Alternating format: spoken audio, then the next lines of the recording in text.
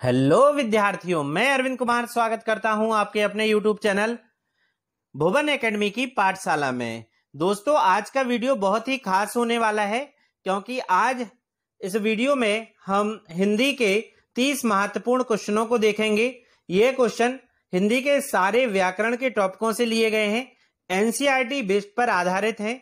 हिंदी आपके लिए इसलिए खास हो जाती है क्योंकि हिंदी हर एग्जाम में पूछी जा रही है। तो हिंदी को आप कई बच्चे से सरल समझ लेते हैं कि हिंदी का तो क्वेश्चन हो ही जाएगा। तो मैं आपको बता दूं, अगर हिंदी के 30 क्वेश्चन आपके में आ रहे हैं या 50 क्वेश्चन आपके में आ रहे हैं, तो अगर आप इन्हें सही कर लेते हैं तो आपका स्कोर इतना अच्छा हो जाता है कि आप सिलेक्शन ले लेते हैं किसी भी एग्जाम में। तो हिंदी आप मजबूत रखिएगा। चलिए चलते हैं पहले क्वेश्चन की ओर। पहला क्वेश्चन यहाँ पे कह रहा है, महावीर प्रसाद द्विवेदी ने आदिकाल को क्या संज्ञा दी है। दोस्तों, फिर से क्वेश्चन देखिए, बड़े ध्यानपूर्वक क्वेश्चन देखिए इस क्वेश्चन को, क्योंकि ये क्वेश्चन आया है सुपरटेट 2019 में। ये क्वेश्चन पूछा गया है कि महावीर प्रसाद द्विवेदी ने आदिकाल को क्या संज्ञा दी है। ऑप्शन ए है यहाँ पे बीज बपन काल, ऑप्शन बी है आदिकाल, ऑप्शन सी है वीरगाथा काल, ऑप्शन डी है चारण काल। तो दोस्तों, यहाँ पे सही आंसर हो जाएगा ऑप्शन ए बीज बपन काल। महावीर प्रसाद द्विवेदी ने आदिकाल को बीज बपन काल की संज्ञा दी है। दोस्तों, अब यहाँ पे क्वेश्चन ये भी बनता है कि आदिकाल को आदिकाल संज्ञा किसने दी, आदिकाल को वीरगाथा काल किसने कहा, आदिकाल को चारण काल किसने कहा। तो ये भी क्वेश्चन बनता है। तो चारों को देख लेते हैं। बी वाले में है आदिकाल को आदिकाल किसने कहा है, तो डॉक्टर हजारी प्रसाद द्विवेदी ने कहा है। किसने कहा है? डॉक्टर हजारी प्रसाद द्विवेदी जी ने कहा है आदिकाल को आदिकाल। ये भी आपको याद रखना है। सी वाला देख लेते हैं, आदिकाल को वीरगाथा काल किसने कहा है, तो आचार्य रामचंद्र शुक्ल ने कहा है। किसने कहा है? आचार्य रामचंद्र शुक्ल ने आदिकाल को आदिकाल कहा, आदिकाल को वीरगाथा काल कहा है। अगला और लास्ट देख लेते हैं, आदिकाल को चारण काल की संज्ञा किसने दी है। तो दोस्तों, यहाँ पे आदिकाल को चारण काल की जो संज्ञा दी है, डॉक्टर राम कुमार वर्मा ने दी है। किसने दी है?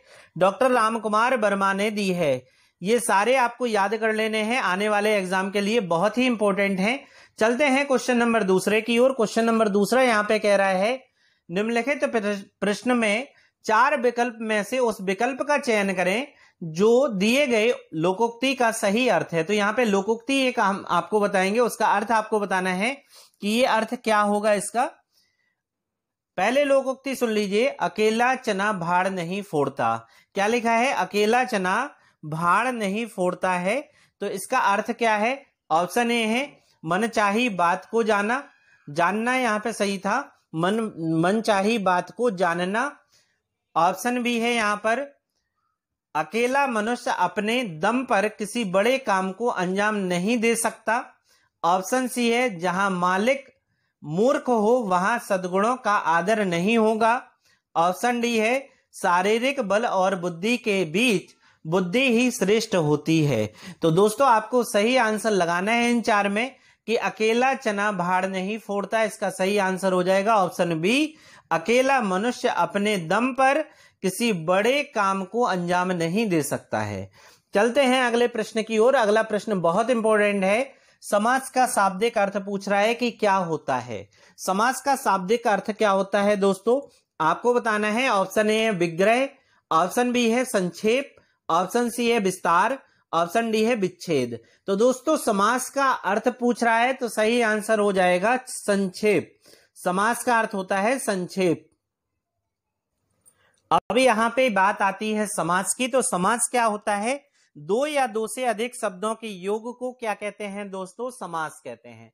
2 या 2 से अधिक शब्दों के योग को समास कहते हैं। समास का अगर आपसे पूछे कि समास कितने प्रकार के होते हैं दोस्तों, तो समास 6 प्रकार के होते हैं। कौन कौन से समास हैं? तो द्वंद्व समास है, अव्ययी भाव समास है, तत्पुरुष समास है, द्विगु समास है, कर्मधारय समास है और लास्ट में बहुब्रीहि समास है। तो 6 समास होते हैं, प्रकार होते हैं समास के, ये आपको याद रखना है। चलते हैं दोस्तों अगले क्वेश्चन की ओर। अगला यहाँ पे क्वेश्चन कह रहा है, निम्न में से कौन सा विकल्प संधि का सही उदाहरण है। कौन सा विकल्प संधि का सही उदाहरण है, यह आपको बताना है। एमपी वर्ग 3 में ये क्वेश्चन आया हुआ है। सही आंसर आप पॉज करके वीडियो को इसका लगा लीजिएगा, फिर मैं इसका आंसर आपको बताए दे रहा हूं। पहले ऑप्शन देख लेते हैं। यहां पे ऑप्शन कह रहा है एंड प्लस आकार, इसे कह रहा है ये अंडाकार बनता है। ऑप्शन बी है अनु धन आय अन्वय, अन्वय। ऑप्शन सी है भरत धन इंदु भारतेंदु। ऑप्शन डी है पा धन इत्र पवित्र। तो क्या इसका संधि विच्छेद सही है, आपको यह बताना है कौन सा विकल्प सही है। तो ऑप्शन बी यहां पर सही हो जाएगा, अनुधन आय अन्वय यहां पर सही है। चलते हैं अगले क्वेश्चन की ओर। अगला क्वेश्चन साहित्य से है, मोस्ट इंपोर्टेंट ये क्वेश्चन है। ज्ञानपीठ पुरस्कार पाने वाले प्रथम हिंदी लेखक कौन थे। तो ज्ञानपीठ पुरस्कार पाने वाले प्रथम हिंदी लेखक ये कह रहे हैं कि कौन थे। तो सभी विद्यार्थी जानते होंगे कि ये भारत का साहित्य का सर्वोच्च पुरस्कार होता है ज्ञानपीठ पुरस्कार। तो पहला ज्ञानपीठ पुरस्कार हिंदी में किसने पाया था, किसे मिला था, वो आपको बताना है। और ऑप्शन देख लेते हैं। ऑप्शन ए है S.H. वात्स्यायन, ऑप्शन बी है महादेवी वर्मा, ऑप्शन सी है doctor Ramdhari Singh Dinkar, option D है सुमित्रा नंदन पंत। तो दोस्तों यहाँ पे सही आंसर लगा लीजिए। सही आंसर हो जाएगा आपका ऑप्शन डी सुमित्रा नंदन पंत। सुमित्रा नंदन पंत को कब 1968 में ज्ञानपीठ पुरस्कार से सम्मानित किया गया था। और उनकी किस रचना के लिए, चिदम्बरा के लिए उन्हें ज्ञानपीठ पुरस्कार मिला। ध्यानपूर्वक सुनिए, चिदम्बरा के लिए उन्हें ज्ञानपीठ पुरस्कार पहला मिला था हिंदी भाषा के लिए। कब मिला था, 1968 में मिला था। तो दोस्तों बात हो रही है यहाँ पे ज्ञानपीठ पुरस्कार की, तो थोड़ा इसके बारे में डिटेल में जान लीजिए, क्योंकि आने वाले एग्जाम के लिए बहुत इंपॉर्टेंट हो जाता है ये पुरस्कार। देखिए यहाँ पे लिखा है, ज्ञानपीठ पुरस्कार भारतीय ज्ञानपीठ द्वारा किसी लेखक को उनके साहित्य के प्रति उत्कृष्ट योगदान के लिए प्रतिवर्ष प्रदान किया जाने वाला सबसे पुराना और सर्वोच्च भारतीय साहित्य पुरस्कार है। तो यहाँ पर सर्वोच्च भारतीय साहित्य पुरस्कार दोस्तों कभी आपसे पूछे तो सही आंसर हो जाएगा ज्ञानपीठ पुरस्कार। क्या हो जाएगा, ज्ञानपीठ पुरस्कार हो जाएगा। अब इसका प्रारंभ कह रहा है दोस्तों कि प्रारंभ कब हुआ है ज्ञानपीठ पुरस्कार का। तो 1961 में इसका प्रारंभ हुआ है। इसके प्रथम विजेता कौन है, तो जी शंकर कुरूप इसके प्रथम विजेता हैं, लेकिन हिंदी भाषा के लिए नहीं दिया गया है, ये आपको याद रखना है। क्योंकि अभी हमने आपको हिंदी भाषा के लिए बताया था कि हिंदी भाषा के लिए किसे ज्ञानपीठ पुरस्कार मिला था, तो सुमित्रा नंदन पंत जी को मिला था। अगर आपसे पूछे ज्ञानपीठ पुरस्कार के प्रथम विजेता, तो जी शंकर कुरूप हैं। और पहली बार ज्ञानपीठ पुरस्कार सम्मानित किया गया जी शंकर कुरूप को कब, 1965 में। कब, 1965 में।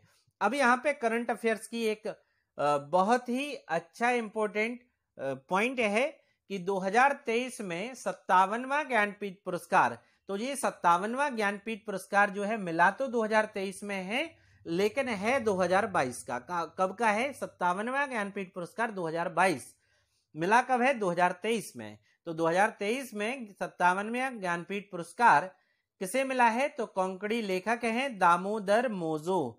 दामोदर कर लीजिए यहाँ में, दामोदर, दामाडोर लिख गया है यहाँ पे, दामोदर मौजो हैं। कौन है, दामोदर मौजो हैं। आपको ये रट लेना है क्योंकि ये आगामी एग्जाम के लिए करंट अफेयर्स में आने वाला प्रश्न है। आगे चलने से पहले जो भी विद्यार्थी हमारे चैनल भुवन एकेडमी की पाठशाला से नहीं जुड़े हैं वो इससे जुड़ जाएं, सब्सक्राइब कर लें चैनल को, बेल आइकन को दबाना ना भूलें ताकि आपको नोटिफिकेशन सबसे पहले मिल जाए। अगर आपको इस सेशन की, इस आज के लेक्चर की पीडीएफ चाहिए है तो आप हमारे टेलीग्राम चैनल जिसका नाम है भुवन एकेडमी की पाठशाला, इसी टेलीग्राम चैनल को सर्च कीजिए और उसे ज्वाइन कीजिए। चलते हैं अगले क्वेश्चन की ओर। अगला क्वेश्चन यहाँ पे कह रहा है, क्वेश्चन नंबर 12, बाहर कोई खड़ा है मैं कौन, बाहर कोई खड़ा है मैं कोई, कोई को अंडरलाइन कर लीजिए, कोई शब्द को अंडरलाइन कर लीजिए। कोई शब्द है, तो कोई शब्द क्या है, ऑप्शन ए है निजवाचक सर्वनाम, ऑप्शन बी है निश्चयवाचक सर्वनाम, ऑप्शन सी है अनिश्चयवाचक सर्वनाम, ऑप्शन डी है प्रश्नवाचक सर्वनाम। तो दोस्तों यहाँ पे सही आंसर लगा लीजिए। यहाँ पर जो होगा कि कोई बाहर खड़ा है, उस कोई का पता नहीं चल रहा है कि कोई कौन है वो, ठीक है ना। तो यहाँ पे हो जाएगा अनिश्चयवाचक सर्वनाम। अगले क्वेश्चन की ओर चलते हैं। अगला क्वेश्चन है चमक। देखिए बड़े ध्यानपूर्वक पढ़िएगा, रस पूछ रहा है इसमें। रस कौन सा है? ये कविता है, इसे पढ़िए। चमक उठी सन 57 में, वह तलवार पुरानी थी, बुंदेले हर बोलों के मुंह, हमने सुनी कहानी थी, खूब लड़ी मर्दानी, वह तो झांसी वाली रानी थी। उपरोक्त पंक्तियों में कौन सा रस है? पंक्तियां बड़े ध्यानपूर्वक सुनिएगा कि कौन सी थी। चमक उठी सन 57 में, वह तलवार पुरानी थी, बुंदेली हर बोलों के मुंह, हमने सुनी कहानी थी, खूब लड़ी मर्दानी, वह तो झांसी वाली रानी थी। ऑप्शन देख लीजिए। ऑप्शन ए है बीभत्स रस, ऑप्शन बी है वीर रस, ऑप्शन सी है रौद्र रस, ऑप्शन डी है करुण रस।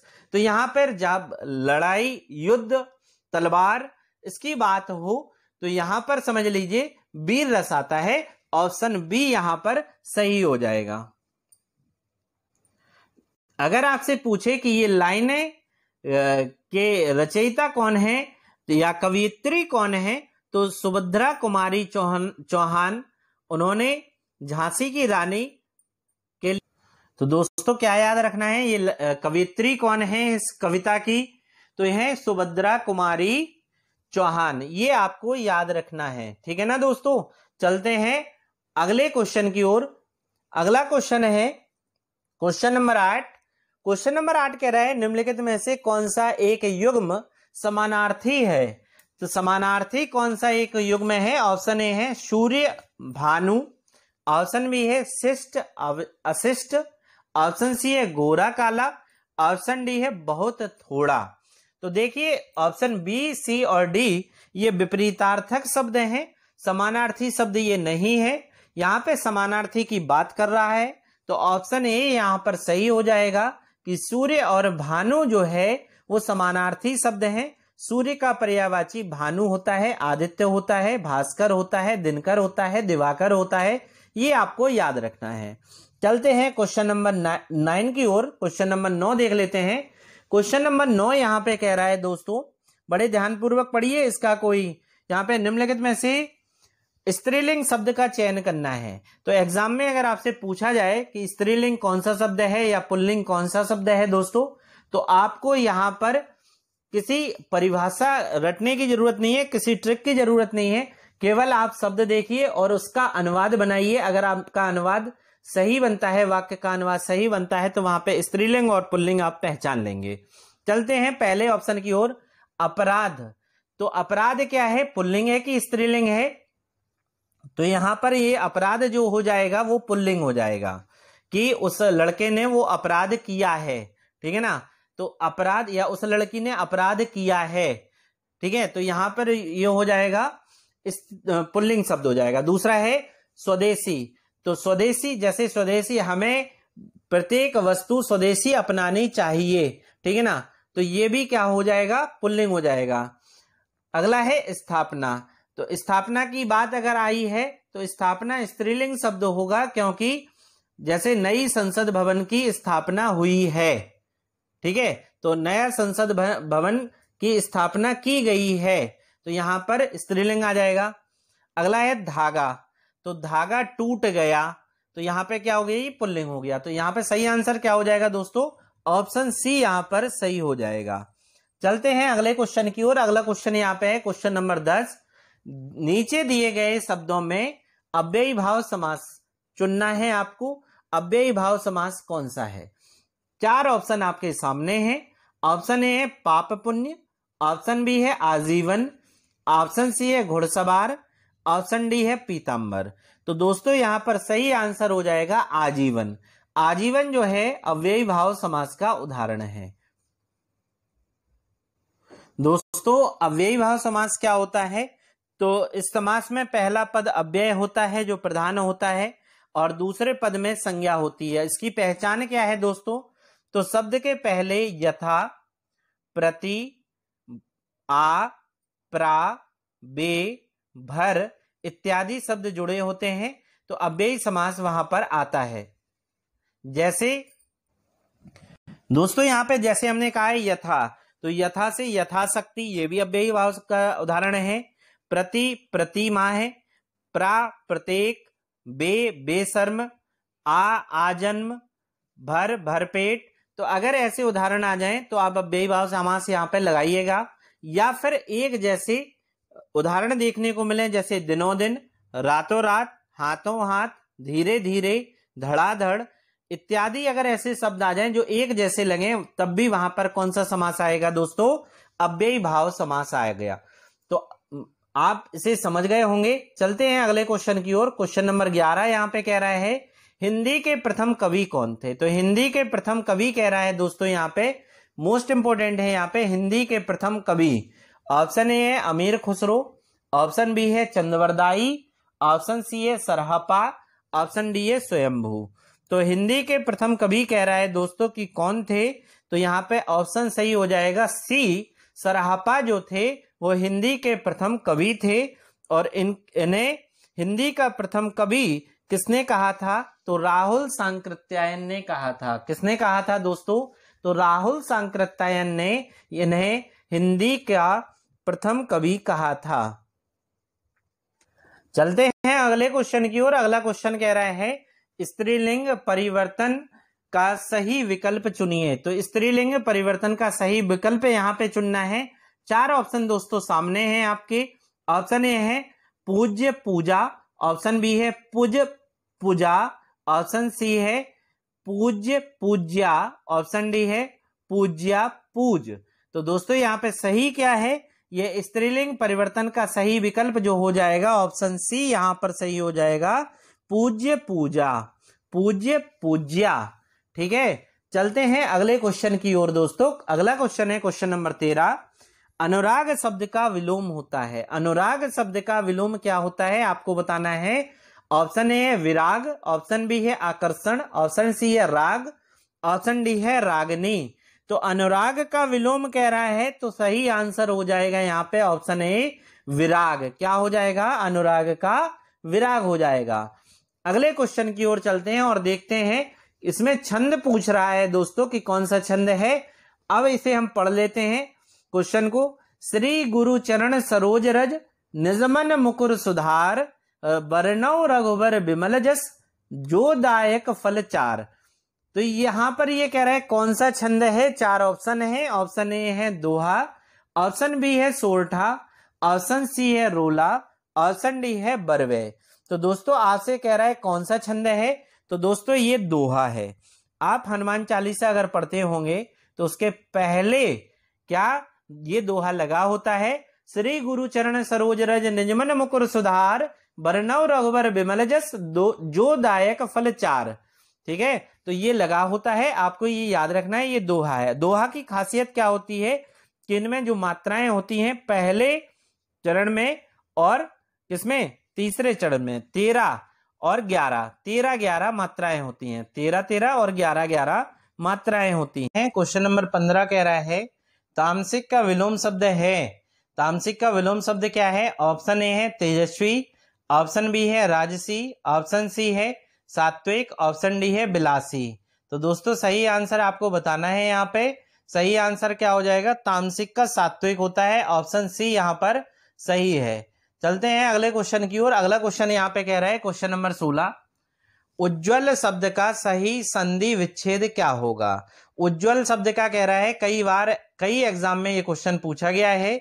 ऑप्शन ए है उज धन ज्वल, ऑप्शन बी है उत धन ज्वल, ऑप्शन सी है उद जन ज्वल, ऑप्शन डी है उच्च धन ज्वल। तो उज्ज्वल का क्या होगा दोस्तों, तो ऑप्शन बी यहाँ पर सही है, उत धन ज्वल उज्ज्वल का सही संधि विच्छेद है। चलते हैं क्वेश्चन नंबर 17 पे। क्वेश्चन नंबर 17 यहाँ कह रहा है मनोती में कौन सा प्रत्यय है। मनोती में कौन सा प्रत्यय है। तो दोस्तों प्रत्यय जो है वो शब्द के अंत में लगते हैं और शब्द का अर्थ बदल देते हैं। तो यहाँ पे मनोती कह रहा है, ऑप्शन ए है आती, ऑप्शन बी है ती, ऑप्शन सी है ई और ऑप्शन डी है औती। तो मन धन औती बनता है मनोती। ऑप्शन डी यहाँ पर सही हो जाएगा दोस्तों। चलते हैं अगले क्वेश्चन की ओर। अगला क्वेश्चन कह रहा है क्वेश्चन नंबर 18, हिंदी साहित्य का प्रथम महाकाव्य कौन सा था। तो हिंदी साहित्य का प्रथम महाकाव्य की बात कर रहा है, कौन सा था। Option A Prithviraj Raso, option B है पद्मावत, ऑप्शन सी है रामचरितमानस, ऑप्शन डी है बिहारी सही। तो दोस्तों यहाँ पर हिंदी साहित्य का प्रथम महाकाव्य मोस्ट इंपोर्टेंट इसे रट डालिए। ये क्वेश्चन आपके लिए इतना महत्वपूर्ण है, कई बार एग्जाम में पूछा गया है। इसका सही आंसर हो जाएगा ऑप्शन ए, पृथ्वीराज रासो हिंदी साहित्य का पहला महाकाव्य था और इसकी रचना किसने की थी? तो चंद्रवरदाई ने की थी। किसने की थी? चंद्रवरदाई ने की थी। दोस्तों, आपको अगर चैनल का कंटेंट पसंद आ रहा है तो आप चैनल को ज्यादा से ज्यादा शेयर करें। धन्यवाद। इसके बाद चलते हैं क्वेश्चन नंबर 19 की ओर। क्वेश्चन नंबर 19 यहां पे कह रहा है निशीथ का उपर्युक्त अर्थ है। निशीथ का उपर्युक्त अर्थ क्या है? ऑप्शन ए है अर्धरात्रि का समय, ऑप्शन बी है संध्या का समय, ऑप्शन सी है प्रातः का समय, ऑप्शन डी है इनमें से सभी। तो निशीथ का कह रहा है दोस्तों, निशीथ होता क्या है? तो अर्धरात्रि का समय होता है। ऑप्शन ए यहां पर सही हो जाएगा। चलते हैं क्वेश्चन नंबर 20 पर। क्वेश्चन नंबर 20 कह रहा है हिंदी भाषा किस लिपि का प्रयोग होता है? तो हिंदी भाषा की लिपि क्या है? 4 ऑप्शन है। Option A Pali, option B है प्राकृत, ऑप्शन सी है देवनागरी, ऑप्शन डी है ब्राह्मी। तो यहाँ पे हिंदी भाषा की लिपि कह रहा है तो देवनागरी लिपि है हिंदी भाषा की। आपको याद रखना है, हर एग्जाम में ये क्वेश्चन पूछा गया है जिसमें हिंदी आती है। क्वेश्चन नंबर 21 पे चलते हैं। क्वेश्चन नंबर 21 कह रहा है शांत रस का स्थायी भाव क्या है? तो शांत रस का स्थायी भाव क्या कह रहा है? क्या है? ऑप्शन ए है शांति, ऑप्शन बी है सन्नाटा, ऑप्शन सी है खामोशी, ऑप्शन डी है निर्वेद। तो शांत का स्थायी भाव हो जाएगा निर्वेद। क्या है? निर्वेद है। क्वेश्चन नंबर 22 को देख लेते हैं। क्वेश्चन नंबर 22 महत्वपूर्ण है क्योंकि यहाँ पे संविधान की बात हो रही है। भारतीय संविधान का कौन सा अनुच्छेद संघ की राजभाषा से संबंधित है? आपको बताना है कौन सा आर्टिकल है। मैं पहले भी इसे क्वेश्चन को करा चुका हूं, इतना इंपॉर्टेंट है कि मुझे दूसरी बार इसे कराना पड़ रहा है ताकि ये आपको याद हो जाए। ऑप्शन ए यहाँ पे अनुच्छेद 337, ऑप्शन बी है अनुच्छेद 343, ऑप्शन सी है अनुच्छेद 331, ऑप्शन डी है अनुच्छेद 358। तो दोस्तों यहाँ पे सही आंसर हो जाएगा बी, अनुच्छेद 343 यहाँ पे सही आंसर हो जाएगा। अगर आप चाहते हैं कि हिंदी को टॉपिक वाइज पढ़ें, आप एक एक टॉपिक मैं आपको क्लियर करा दूंगा, तो आप कमेंट करके जरूर बताएं कि सर हमें हिंदी का टॉपिक वाइज कराइए या इस टॉपिक पे आप कंप्लीट एक वीडियो बना दीजिए ताकि आपके सारे डाउट क्लियर हो जाएं। तो हम उस पर एक वीडियो बना देंगे, तो कमेंट जरूर करें आप। चलते हैं क्वेश्चन नंबर 23 पर। क्वेश्चन नंबर 23 कह रहा है यहाँ पे ले चला साथ में तुझे कनक ज्यों भिक्षुक लेकर स्वर्ण। ध्यानपूर्वक पढ़िए, फिर से एक लाइन है, ले चला साथ में तुझे कनक ज्यों भिक्षुक ले स्वर्ण। उपरोक्त पंक्तियों में कौन सा अलंकार है? दोस्तों अलंकार पूछ रहा है यहाँ पे। ऑप्शन ए है उपमा, ऑप्शन बी है उत्प्रेक्षा, ऑप्शन सी है रूपक, ऑप्शन डी है अनुप्रास। तो दोस्तों यहाँ पर क्या आंसर सही हो जाएगा? ऑप्शन बी यहाँ पर सही हो जाएगा, उत्प्रेक्षा अलंकार होता है। अब ये क्या है? उत्प्रेक्षा अलंकार की क्या परिभाषा होती है? तो जब समानता के कारण उपमेय में उपमान होने की कल्पना की जाए या संभावना हो तो वहां पर उत्प्रेक्षा अलंकार आता है। अब इसे ध्यानपूर्वक ये लाइन आपने पढ़ ली है, इसका अर्थ क्या होता है आगे हम आपको समझाए दे रहे हैं। तो जो भी पंक्ति दी है ऊपर दी गई पंक्तियों के या उदाहरणों में, जैसा कि आप देख सकते हैं कनक का अर्थ होता है धतूरा, ठीक है ना। तो सभी जानते हैं कनक का अर्थ क्या होता है, दूसरा धतूरा होता है। तो कवि कहता है कि वह धतूरे को ऐसे ले चला मानो कोई भिक्षु सोने को मतलब गोल्ड को ले जा रहा हो, ठीक है ना। तो ये इसका अर्थ है। तो अगर फिर से चलते हैं उसी क्वेश्चन पे चलिए, क्वेश्चन देख लेते हैं। फिर से क्वेश्चन में पढ़िए। क्वेश्चन कह रहा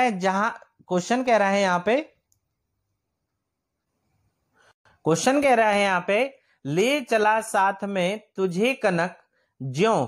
अब ज्यों को यहां पर अंडरलाइन कर लो, सर्किल में कर लो ज्यों को, क्योंकि यहां पे ज्यों लिखा है ना, ज्यों भिक्षुक लेकर स्वर्ण, ज्यों को कर लो। अगर देखिए अब चलते हैं उसी पे जो अभी आप देख रहे थे। क्या होता है कि इसका पहचान क्या होती है कि अगर किसी वाक्य में मानो जानो जनऊ मनहु मानो निश्चय एव ज्यों, ये लिखा है ना ज्यों, अगर इत्यादि आता है तो वहां पर उत्प्रेक्षा अलंकार होता है। तो आप उदाहरण में देख चुके हैं, उसमें ज्यों था, इसलिए यहाँ पे कौन सा अलंकार है उसे पहचानने के लिए उत्प्रेक्षा अलंकार है। चलिए चलते हैं क्वेश्चन नंबर 24 पे। क्वेश्चन नंबर 24 यहाँ कह रहा है जहां उपमेय में उपमान की संभावना हो वहां कौन सा अलंकार होता है? तो उपमेय में उपमान की संभावना कह रहा है। ऑप्शन ए है उपमा अलंकार, ऑप्शन बी है उत्प्रेक्षा, ऑप्शन सी है रूपक, ऑप्शन डी है संदेह। तो दोस्तों यहाँ पे कौन सा अलंकार होगा? उपमेय में उपमान की संभावना अभी मैंने आपको बताया था, तो यहाँ पे होगा ऑप्शन बी उत्प्रेक्षा अलंकार। कौन सा होगा? उत्प्रेक्षा अलंकार यहाँ पर होगा। चलते हैं क्वेश्चन नंबर 25 पे। क्वेश्चन नंबर 25 यहाँ कह रहा है वाक्य के शुद्ध रूप को चुनिए। वाक्य के शुद्ध रूप को आपको बताना है, कौन सा वाक्य यहाँ पे सही है। ऑप्शन ए है सार्थक को अनुत्तीर्ण होने की आशंका है, ऑप्शन बी है सार्थक को अनुत्तीर्ण होने की आशा है। तो सार्थक को अनुत्तीर्ण होने की आशा तो नहीं होती है, तो ये काट दीजिए, आशा यहाँ पे गलत है। सार्थक को अनुत्तीर्ण होने का भरोसा है, तो भरोसा भी नहीं होता है अनुत्तीर्ण के लिए।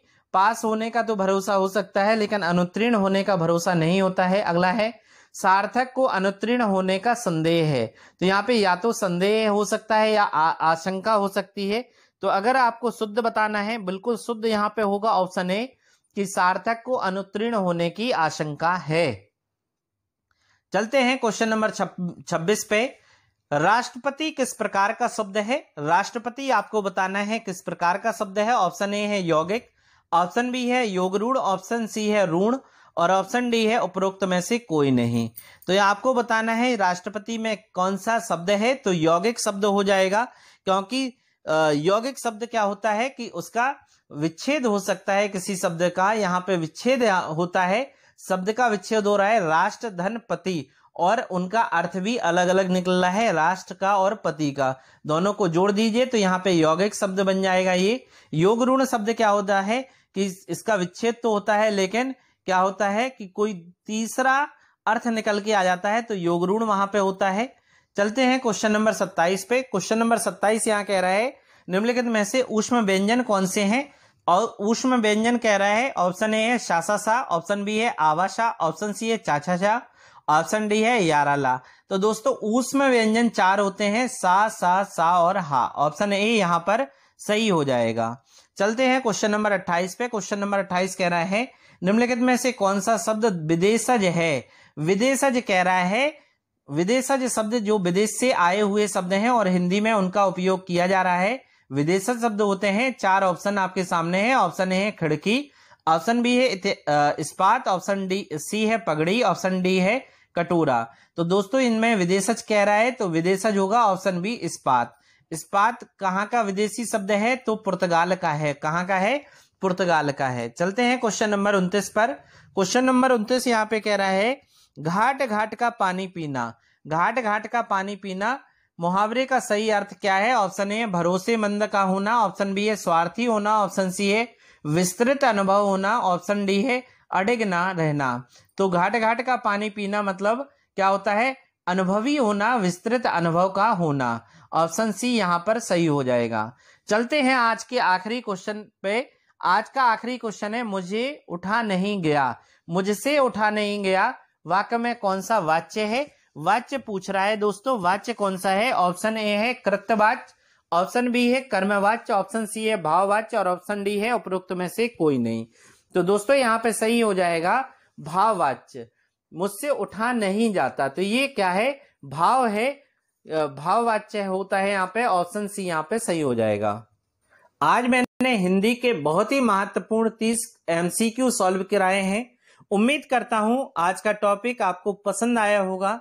अगर आपको हमारा टॉपिक पसंद आया है तो आप हमारे चैनल जिसका नाम है भुवन एकेडमी की पाठशाला, इसे सब्सक्राइब करें, लाइक करें, कमेंट करें और ज्यादा से ज्यादा अपने दोस्तों में, अपने ग्रुपों में, आपके व्हाट्सएप ग्रुपों में उन्हें शेयर करें। धन्यवाद।